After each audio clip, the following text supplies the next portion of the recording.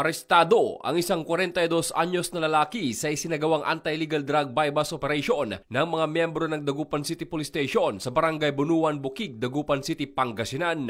Ang suspect ay nakatala bilang street-level individual. Narekobre mula sa kanya ang 12 gramo ng hininalang shabu na nakapaloob sa 2 plastic sachet at mayroong standard drug price na 81,600 pesos. Maliban dito, nakuha rin ang isang genuine 500 peso bill at 15 pirasong kopya ng 1,000 peso bill na ginamit bilang buy-bust money, isang unit ng cellphone at isang motorsiklo na ginamit ng suspect. Isinagawang markings at inventory sa mga ebidensya sa mismong lugar ng operasyon sa presensya ng suspect at ng mga mandatory witnesses. Ang suspect ay haharap sa kasong paglabag sa Section 5 ng Article 2 ng Republic Act 9165.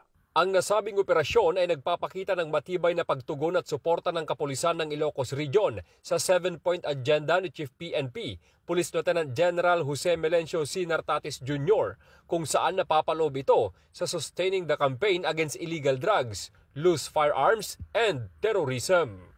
Mula dito sa Ilocos Region, ito ang inyong PNN Correspondent, Police Corporal J.R. Del Mendo, alagad ng batas, tagataguyod ng Balitang Pulis.